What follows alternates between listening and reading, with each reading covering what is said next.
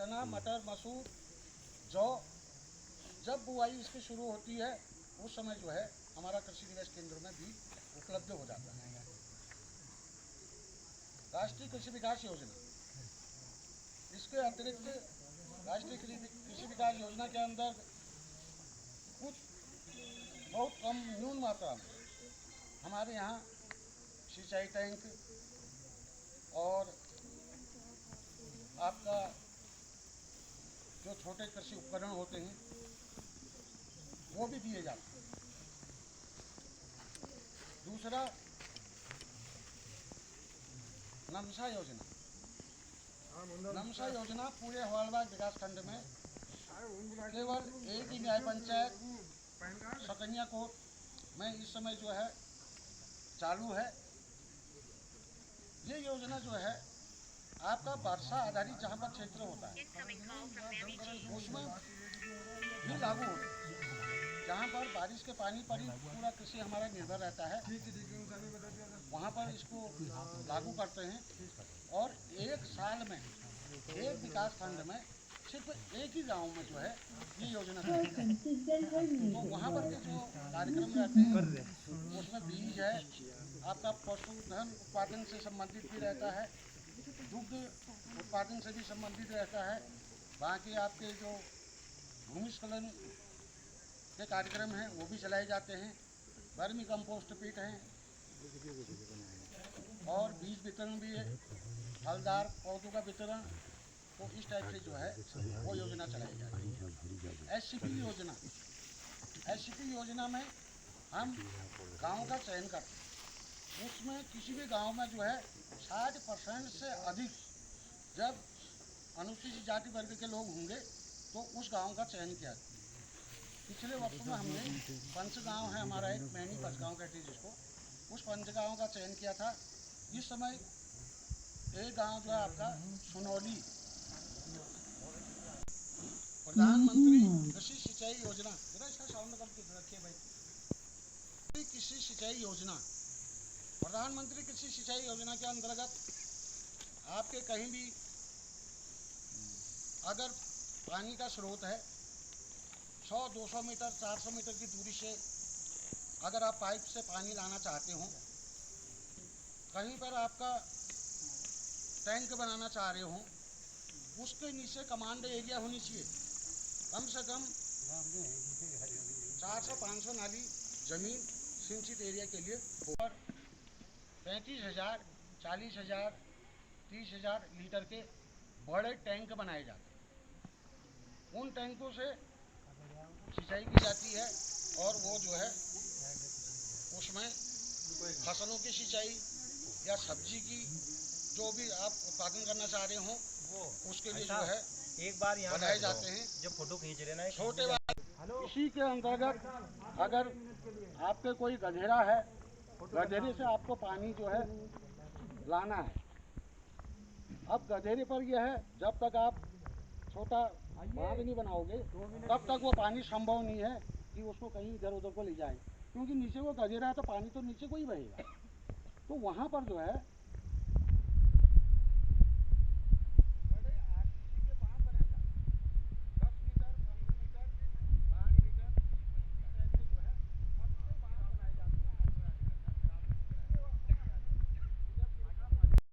मिलता है। अगर वो कुछ लोगों का आया है और कुछ लोगों का रुका पड़ा है, वो रुकने के 3 कारण हैं। 3 कारणों में से अगर एक चीज नहीं हुई होगी तो आपका पैसा रुक गया। 3 कारण कौन कौन से हैं? नंबर 1, या तो उनकी केवाईसी नहीं हो रही। केवाईसी कराना ज़्यादा तब नहीं है, बच्चे आजकल मोबाइल में उसका लिंक खोल करके बच्चे भी खुद कर सकते हैं। वो आधार नंबर मांगता है, वो आधार नंबर उसमें फीड किया, केवाईसी हो जाता है। अगर दिक्कत आ रही है, बच्चे नहीं कर पा रहे हैं, आप सीएससी सेंटर में चली जाओ, अपना आधार ले जाओ, एक बार हो जाओ, कहो कि मेरा केवाईसी होना है। सीएससी सेंटर जगह जगह खुले हुए हैं, कहीं कोई दिक्कत नहीं है। आपका धामस में भी मिलेगा, नौला में भी मिलेगा, शिमला खेत में भी मिलेगा, देवली धाम में भी मिलेगा, कठपुरिया में भी मिलेगा, हर जगह सीएससी सेंटर खुले हुए। केवाईसी नहीं हुई है तब रुकेगा। या फिर आपका आधार जो है आपका बैंक अकाउंट जो है उससे लिंक नहीं। आपको बैंक में जाना पड़ेगा और बैंक वालों से कहना पड़ेगा कि भाई मेरा आधार को जो है आप बैंक से नहीं बनाए। या भूमि प्रमाण पत्र जो शुरू में लगा था 2-4 किस्तें आई हैं, तो वो किस्तें कैसे आई उसका भी मैं आपको कारण बता देता हूँ। पिछले लोकसभा के चुनाव होने थे, प्रधानमंत्री जी को रुद्रपुर आना था और उसी हबड़ गबड़ में ओलावृष्टि होगी, अतिवृष्टि होगी या कहीं पर आगजनी हो गई, किसी भी प्रकार से अगर फसल को नुकसान होता है सिर्फ एक जंगली जानवरों को छोड़कर, क्योंकि अब शासन में जंगली जानवरों का भी विचाराधीन है और ये भी जो है लागू होने वाला है। आपका भंडारण अंदर तक जब आप घर में ले गए मड़ुआ के, आपने जो है बरसात के दिन उनकी फसलें रहती हैं, आपने एक जगह पर ढेर लगाई, पता चला एक हफ्ते तक जो है बारिश। अब मड़ुआ जब ढका हुआ रहेगा एक हफ्ते तक पानी में उसमें रहेगा तो वो बिल्कुल खत्म हो जाएगा, सड़ जाएगा, तब तक का जो है बीमा रहता है। तो आप लोगों ने बीमा जरूर कराना चाहिए। अगला farm machinery bank, farm machinery bank के अंतर्गत आप एक समूह बनाइए, 7-8-10 लोगों का एक समूह बनाओ। उसके बाद जो है जो आपको लेने, जो आपको यंत्र लेने, पावर वीडर है जुताई करने वाला, थ्रेसर है आपका मड़ाई करने वाला, चैप कटर है कुट्टी काटने वाली पावर वाली अलग है, मैनुअल हाथ वाली अलग है, ब्रश कटर है घास काटने वाली, आजकल फसलों को भी काट रहे हैं, घास भी काट रहे हैं। 5,000 रुपये का एक एस्टीमेट बना लीजिए, जिसमें 4,000 रुपया सरकार आपको जो है अनुदान दे रही है। मात्र आप 4 लाख रुपया, 1 लाख रुपया आपको जमा करना है। फार्म मशीनरी बैंक के अंतर्गत आप उन यंत्रों को ले सकते हैं, ले रहे हैं लोग। इन क्षेत्रों में ये मतलब MAM एक योजना हमारे यहाँ हो रहती है, वो इंडिविजुअल के लिए, उसमें जो है व्यक्तिगत अगर किसी को उसका एक फार्म होता है, उस फार्म में भर के उसमें वही आधार, बैंक अकाउंट और आपका ये खतौनी, 3 चीज़ें जो है समेट होती हैं। पोर्टल पर इसका जो है रजिस्ट्रेशन होता है और जब आपका नंबर आएगा तो डीलर आपको स्वयं ही बता देगा कि भैया आपका ये नंबर आ गया है, आज ये यंत्रों को उठाओ, आप अपने घर लाओ उसको यंत्रों को और नथी रहता है, ताकि हाँ ये सत्यापन हुआ और एक्चुअल में ये यंत्र जो है गांव में काश्तकार के पास है। इसके अतिरिक्त पिछले साल हमने लाट में जो है 200 मीटर घेरबाड़ बनाई है, 3 फीट की दीवार रहती है, उसके ऊपर एंगल रहते हैं और उसके ऊपर तार बाड़ रहती है। उसके बाद कुछ क्षेत्रों में और हुआ था पिछले साल ही, इस साल हमने उसको थोड़ा बढ़ा दिया। इस साल हमारा एक मटेला और एक आपका इधर पांकोट और एक डोबा, 3 गांव जो है लिए हैं। इनमें वो दीवार वाला कार्यक्रम हमने हटा दिया है, क्योंकि दीवार पर लागत ज़्यादा आ जाएगा, आपका 500 मीटर जो है उसकी घेराबंदी हो जाएगी। तो धीरे धीरे करके लगे हुए हैं, अगले साल इसको हम और बढ़ा देंगे। ये जो है जिला योजना के अंतर्गत रखते हैं, जो ये हमारे क्या कहते हैं DM साहब का पैसा होता है, और उससे जो है हम ये कोशिश कर रहे हैं कि जितनी भी योजनाएं चल रही हैं उनको कम करके इस पर जो है जो हमारा घेरबाड़ का कार्य है इसको थोड़ा सा जो है ज़्यादा मात्रा में बढ़ाया जाए, क्योंकि पूरे ग्राम पंचायतों के ज़मीन को कवर्ड करने में तो हमारा जो है हो जाए तो आप लोगों के ऊपर बहुत आर्थिक बोझ आए। तो इसी के बारे में बताना चाहूँगा। सबसे पहले पशुधन बीमा योजना में क्या होता है, एक परिवार में आप 5 बड़े पशु या फिर 50 छोटे पशु जो बकरी होती है, एक परिवार में 50 बकरी या फिर जैसे 5 बड़े पशु होते हैं, इसमें घोड़ा, खच्चर और भैंस, गाय, बैल ये सब मिला के आप एक परिवार में 5 पशु तक का करा सकते हो। इसमें करना क्या होता है, जिसका भी आपको जैसे बीमा कराना है, आप हम लोगों से संपर्क करोगे, हमसे कहोगे कि हमें इस पशु का बीमा कराना है, आप उसमें क्या करोगे, उनकी 3 फ़ोटो लेके आनी होती है आपको। जो जिस जानवर का भी आपको बीमा कराना है उसकी 3 फ़ोटो लानी है। एक होती है बाईं तरफ से, जो जानवर का बायां हिस्सा होता है उस तरफ से एक फ़ोटो लेंगे और बगल में जिसके नाम से बीमा होना है वो भी खड़े होंगे, ठीक है। एक फ़ोटो लेनी होती है पीछे पूँछ की साइड से, और एक फ़ोटो लेनी होती है उसके चेहरे की, ठीक है, जिसमें उसका चेहरा आएगा और उसमें जो कान में टैग लगा होगा ना, तो उसका नंबर साफ पढ़ने में आना चाहिए। ये 3 फ़ोटो आपको लानी होती है। और अगर आप नहीं, जैसे उसको अगर टैग नहीं लगा है तो आप हमको बताइए, हम उसको टैग लगा देंगे और फिर फ़ोटो खींचेंगे। लेकिन जिनको टैग लगे हुए हैं, जिन जानवरों के कान में खुली लगी हुई है, तो उनमें आप फ़ोटो लेके आ जाएंगे। प्रिंट मत निकलवाइएगा, खाली मोबाइल पे ले आइएगा, ठीक है। और अगर किसी के पास मोबाइल ना हो तो आप अपने खींच के मेरे को व्हाट्सएप कर सकते हैं, तो उसी से काम चल जाता है। इसके अलावा जो BPL होंगे तो उनको BPL प्रमाण पत्र लाना पड़ेगा, और जो अनुसूचित जाति के होंगे उनको जाति प्रमाण पत्र लाना पड़ेगा, ठीक है, और आधार कार्ड लाना पड़ेगा। इतनी चीज़ें आपको लानी होगी। अब इसका प्रीमियम कितना होता है वो बता दूँ आपको। अब जैसे अब 1 अप्रैल से थोड़ा इसका बढ़ गया है, पहले थोड़ा कम था, 1 अप्रैल से इसकी राशि बढ़ गई है। तो जैसे 10,000 का जानवर है तो 10,000 के जानवर का, जैसे पहाड़ी गाय है या बैल है, उसका 10,000 का बीमा होता है। 10,000 रुपये में आपको जो BPL परिवार है और जो अनुसूचित जाति के परिवार है उनको 220 रुपये पड़ेगा। ये 3 साल के लिए होता है। 3 साल के लिए एक ही बार आपने 220 रुपये देना है BPL और अनुसूचित जाति वालों में, तो उसका 10,000 का बीमा हो जाएगा। ऐसी जो APL परिवार है, सामान्य जाति के परिवार है या APL परिवार है, तो उनको 10,000 के जानवर के लिए पड़ेगा 440 रुपये, ठीक है। इसी हिसाब से जैसे उसकी कीमत बढ़ती जाएगी, जानवर की कीमत बढ़ती जाएगी, तो इसकी राशि बढ़ जाएगी। अब जैसे जर्सी गाय होती है, जर्सी गाय का 30,000 का बीमा होता है, तो उसमें BPL और अनुसूचित जाति वालों को 220 के हिसाब से 3 से गुणा कर देंगे तो 660 रुपये पड़ेगा। और ऐसी APL वाले हैं और जनरल वाले हैं तो उनको 440 से आप 3 को कर दोगे तो आपको 1260 रुपये करेंगे, ठीक है। ठीक करते हो, भैंस का 50,000 का बीमा होता है, या खच्चर है तो उनका भी 50,000 का बीमा होता है। तो BPL और अनुसूचित जाति वालों को 1100 रुपये पड़ेगा, और जो APL वाले हैं उनको 2200 रुपये पड़ेगा 3 साल के, ठीक है। ये एक नई बीमारी आ गई है जो बहुत ज़्यादा खतरनाक है, और मतलब पिछले 2 साल से चल रही है वो, और बहुत नुकसान कर रही है। वो लंपी वायरस बीमारी है, आप सब जानते होंगे उसके बारे में। ये जो बीमारी है सिर्फ गायों में होती है, भैंसों में नहीं होती है। गाय की जो भी प्रजाति गाय होती है, बैल है ना, इनमें ही होती है। और ये खतरनाक इसलिए क्योंकि हो जाता था या उसके मुंह में छाले के द्वारा होती है। वायरल बीमारी कहते हैं, जो हम लोग को भी होता है ना, वायरल चलता है कहते हैं। आजकल वायरल हो रहा तो एक घर में सब के सब बीमार हो जाते हैं, फिर देखेंगे तो पूरे गांव में सब बीमार पड़ जाते हैं, कहते हैं वायरल फैल रहा है। वैसे ही ये जानवरों का वायरल बीमारी है ये, ठीक है। तो ये कैसे फैलता है, इसमें पहले तो लक्षण क्या होते हैं इस बीमारी के। एक लक्षण तो है जो सभी को दिख जाता है, जो गांठें बन जाती है ना पूरे शरीर में, दाने दाने से हो जाते हैं, उससे ही इसका नाम रखा गया लंपी, इंग्लिश में लंप। हाथों में सूजन आ जाती है, हाथ पैरों में, जो गाय या बैल है उसके हाथ पैरों में बहुत सूजन आ जाएगी। और उसके अलावा जो नाभि होती है, नाभि के पास सूजन आ जाती है, या गले के नीचे की जो खाल होती है वो भी, उसमें भी बहुत सूजन आ जाती है, बिल्कुल ऐसे लटक जाता है, उसमें पानी भर जाता है, ठीक है। ये सब चीज़ें आती हैं। और एक चीज़ होती है इसमें कि जानवर इसमें खड़ा रहता है, जानवर बैठता नहीं है। कई जानवर हमने देखे 1-1 हफ्ता, 8-8, 10-10 दिन तक खड़े रहे हैं।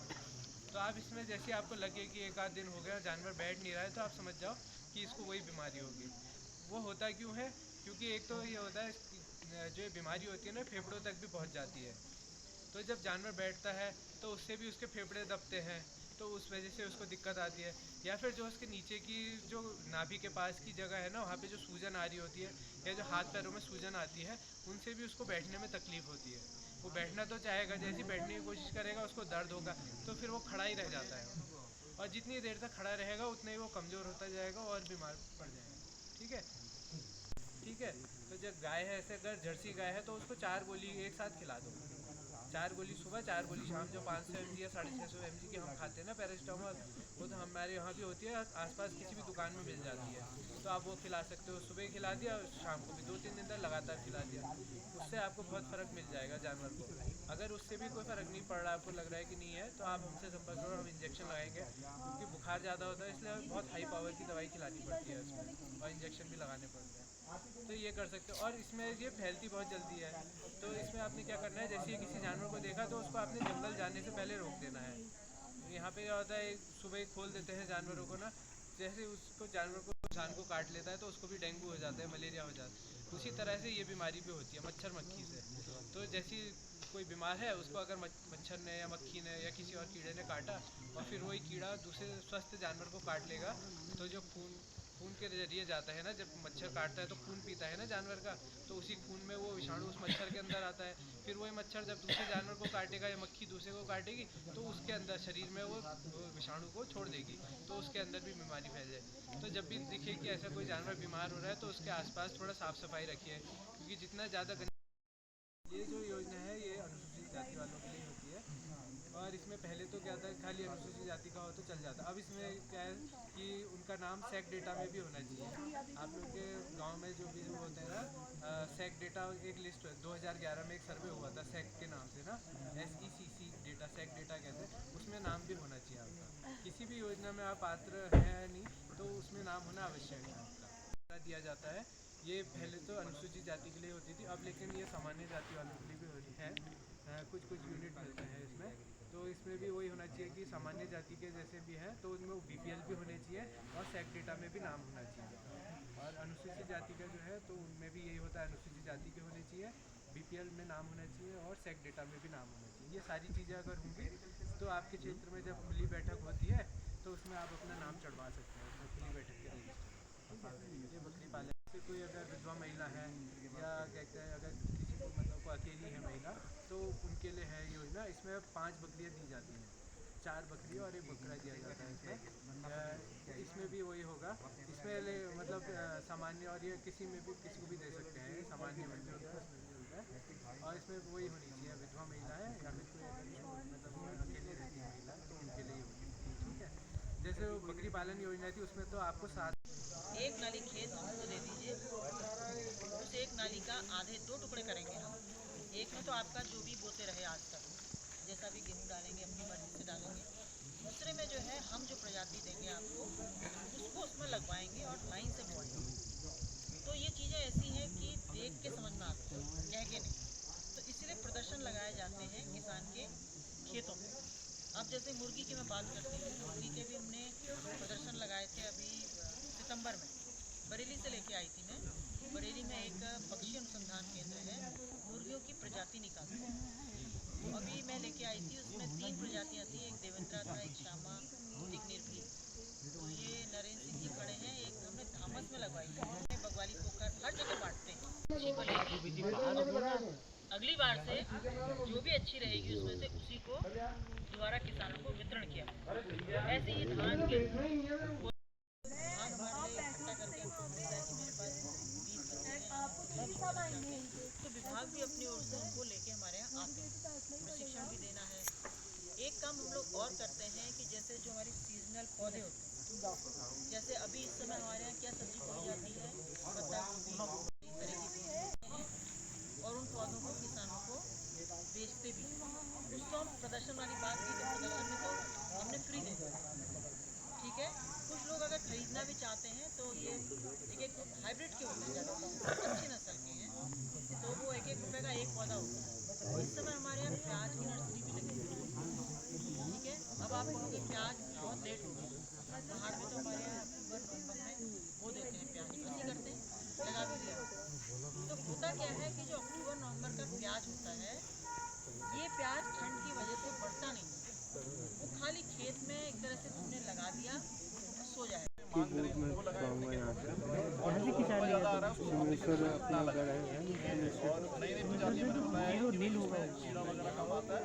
और जैसे मैं अपनी संस्थान की बात करूँ तो आप जैसे कई कृषक बंधु जो हैं आजकल बीज उत्पादन गाँव के रूप में भी निबद्ध हो गए हैं। एक चीज़ और है, इसमें 50 वर्ग मीटर का मतलब है कि 10 मीटर आपका लंबा खेत और 5 मीटर चौड़ा, तो इतने खेत में आप मतलब बना सकते हैं। सबसे छोटा है ये पॉली। और पहले ऐसा था कि एक जो लाभार्थी है उसको केवल एक पॉली हाउस मिलेगा, लेकिन इसमें ऐसा है कि आप 50 वर्ग मीटर से 500 वर्ग मीटर तक का पॉली हाउस बना सकते हैं अपनी ज़मीन के हिसाब से। अगर आपके पास छोटा खेत है तो आप एक ही बना, और इसमें जो आपको कृषक अंश होगा आपका वो 20% होगा, 80% राज सहायता होगा और 20% में वो पड़ेगा लगभग आपको 14,500 या 15,000 तक पड़ेगा एक बार में देना है। लेकिन वो जो फर्म है वही आके बना के जाएगी, आपको कृषक अंश से जमा करना है, बाकी काम जो है वो सारा फर्म का होगा, वही सामान लाएगी और पूरा आपका होगा इसका। तो पॉली हाउस के लिए अभी भी हमारे पास आवेदन आ रहे हैं और अभी भी आप लोग अगर कोई उसमें भी लगा सकते हैं पॉली हाउस। पिछले साल तक तो ऐसा था कि जिसके नाम की ज़मीन है वही बना सकता है, लेकिन इस बार